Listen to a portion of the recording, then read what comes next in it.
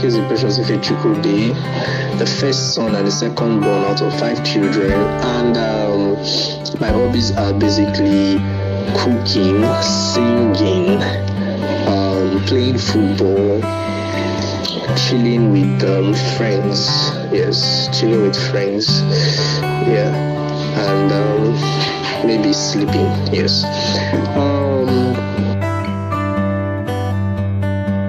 My childhood, it wasn't so much fun, but I had a very good childhood experience in terms of the right upbringing, reading, going to church. There was nothing much. I was always indoors. Yeah, growing up used to be a very shy person because I was used to staying with the family. You don't go outside, you don't mingle with other children, stuff like that. So it wasn't so much fun, but again, it was built on foundation of principles. My father very strict, my mother very strict. So you do anyhow, you see anyhow. So that childhood for me it was just like that. It was like that. Yeah.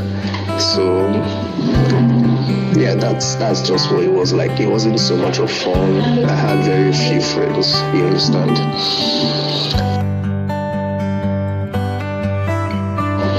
So honestly, I did not see myself really in pharmacy. In fact, even as at the time I finished secondary school, I didn't even know that there was a course called pharmacy. It was just medicine and surgery or nothing. You understand? So all that was in my head was that was the only, and not because I really wanted to be a medical doctor. I did not per se have any flair for it. It was just like I felt that was the only that was the only course what they respect, they hype, and every other. So any other course was just secondary shit you get. So there was no motivation to study pharmacy. So that's it. Okay, first I finished school in 2015, somewhere in July, and then really I took myself after the whole exams, I would not stress myself again reading for JAMB or post-JAMB. So I did not take any exam, any JAMB. I didn't take JAMB and post-JAMB that year. So I took JAMB the following year. So and I did that because I felt okay, I will have enough time to relax, to recuperate, and then start reading for for post-JAMB and like that. So 2016 was not so funny a year because my first JAMB, I read, trust me, I read so well. But again, when the result came, I got to 34 and I was devastated because I felt I put in so much effort to get 234 in my first JAMB. So nonetheless, I was hopeful. Then I put in for University of Ibadan medicine and surgery. And when I saw my score 234, I was like, okay, maybe let's just let all hope is not lost. Probably I would prepare for an academic comeback in the post-UME. And so as that year was peculiar because later on, post-UME did not hold. It was just screening, and the screening, comprised of your WAEC results, the grades you had in your WAEC, and your JAMB.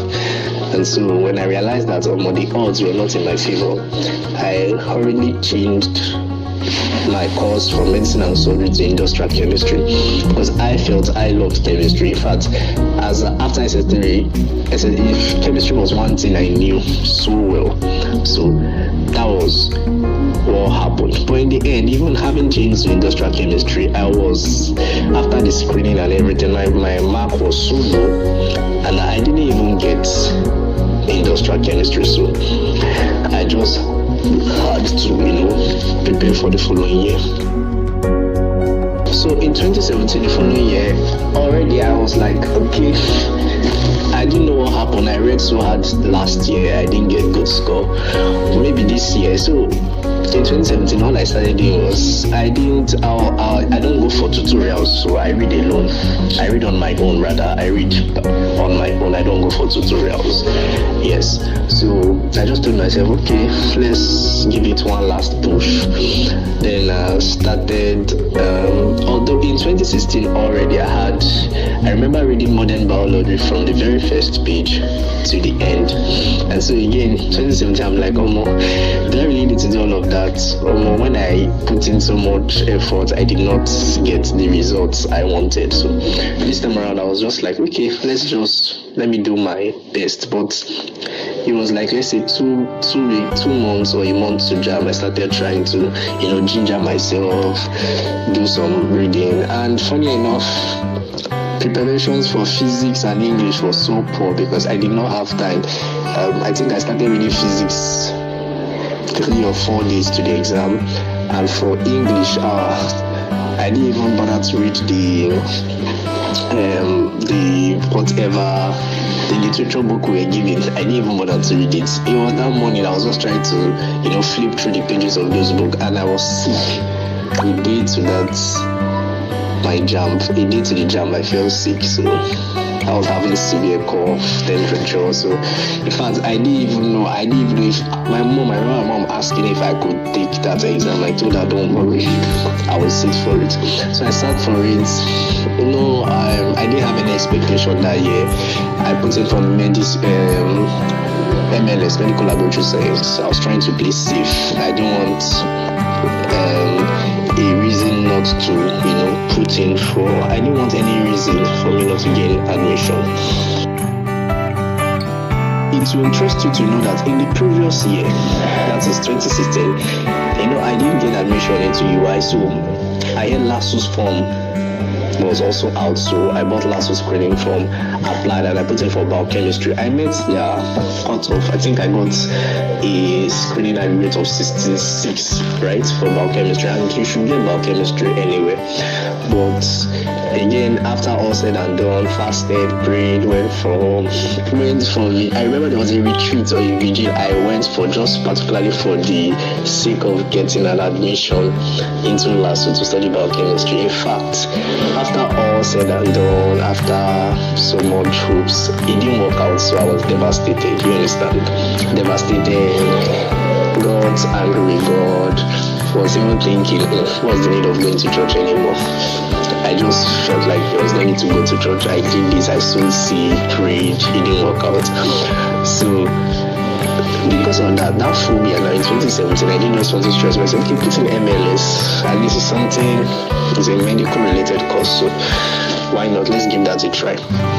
So I put in for MLS. When the results came out, in fact, I surprised myself. I didn't even know how to feel. I saw 294 and I'm like, damn, how is this possible? I did not read as much as I did in the previous year, and now I have a higher JAMB score. So maybe, I don't know, I just felt maybe this was grace. The odds were in my favor. I don't know. But perhaps, maybe the cumulative effort from 2016 to 2017 was what paid off eventually. So I was happy, and I'm like, okay, so MLS, here I come. There's nothing stopping me from getting admission into MLS. So everybody was happy, we were jubilating. And then my father has a way of, taming your pride. He will tell you that don't be too jubilant, that whatever you've done, somebody has done better than this. So my father had a way of taming my pride,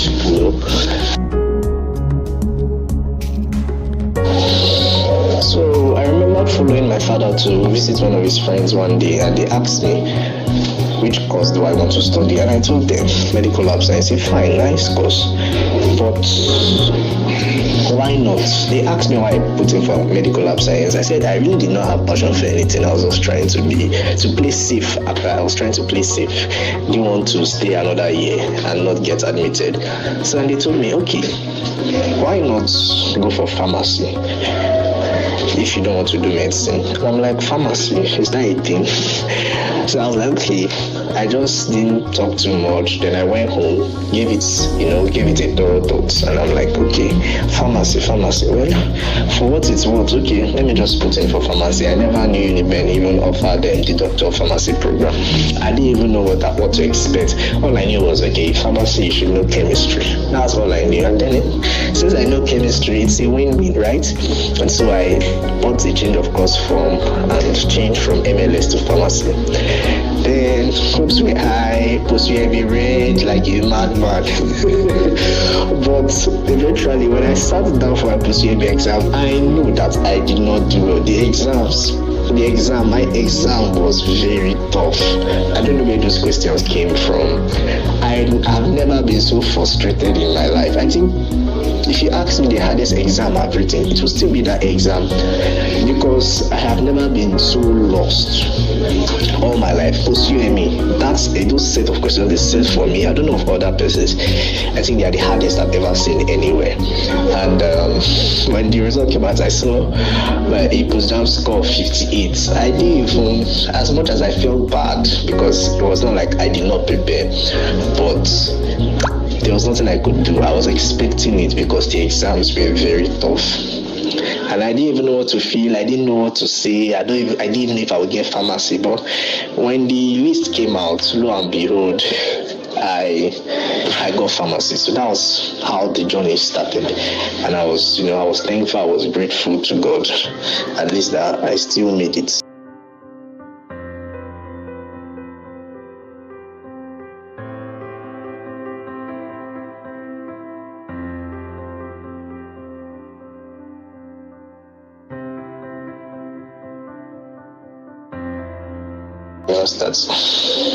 So how did I scale through every level? In fact, it was God. I went into pharmacy school with the mentality that, okay, pharmacy school is the school of champions, right?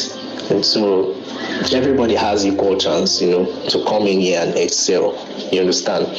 And so at every point, I think at every level, immediately I entered pharmacy school, I made a contact. The first contact I made was with Philip, and then we started talking. He told me he got 307 in JAMB, and I'm like, this one got 307. In fact, he's supposed to hear me. He still got 70 something. His aggregate was so high, so I was like, okay, fine. This would be a very good friend. At least he will help you to get better. You understand? And so then I was in hall 3. Met other persons too who had like minds. That was one thing that helped me. The foundation was already set, and it was a good one because I met with people with like minds. So when I started to interact with them, I realized that these persons are way better than I am. So I had to sustain that circle of friends. You understand? And moving forward, I had a very strong mentality. So my watchword is that whatever is worth doing is worth doing well. So if I want to cook, I cook well. You understand? If I want to read, I read well. If I want to go for an exam, I just have that mindset that it should be an A or an A. You understand? And so moving forward, I now realized, thanks to Philip, because I met Philip and I didn't really stay in hostel for too long. I went off key. I went to Ekosole. So my bond with this kind of persons, with this set of persons dropped. But nonetheless, I had a way of always reminding myself what my purpose was. So I just told myself I want to do well as at 100 level. I want to read, I want to put in my all. So then I started, I rapidly learned from Philip that classes in 100 level were not important. So at the point I stopped, going for classes. I was always at home reading, you understand, reading at my pace. I think I used to read about 6-7 hours as at that time when I was in 100 level. And then so many persons did not even know I was a student, like I was part of their class. They thought I was a transfer student because I only come when it's necessary. I come for practicals. At the point I stopped coming for classes at all. So when I was missing classes, I was covering up reading my books, you understand? And so first semester results came out, and then we started hearing Philip. I think Philip had all A's, 1B, and everybody was like, come on, who is this God? Everyone joke also had about all A's as at that time. And then me, I'm like, oh God, well, I'm not surprised if you ask me about Philip. But I'm like, okay, I don't even know what I'll get. But now I went there, saw my result on the board, I saw all A's, 1B. And it made me feel like, okay, yes, I think I am somewhere up there with these scholars, you understand, because I had a great deal of respect for Philip. Trust me, I have seen Philip read. Philip will sit down and read for 12 hours, non-stop, as if he was programmed like a machine. And I learned how to read from him, you understand? And he's highly motivated, very disciplined when it comes to, work. So, I always saw him as an exceptional student. And so when I realized that, okay, I had a result that was as equivalent to his, it gave me a sense of what that, okay, yes, I can be there.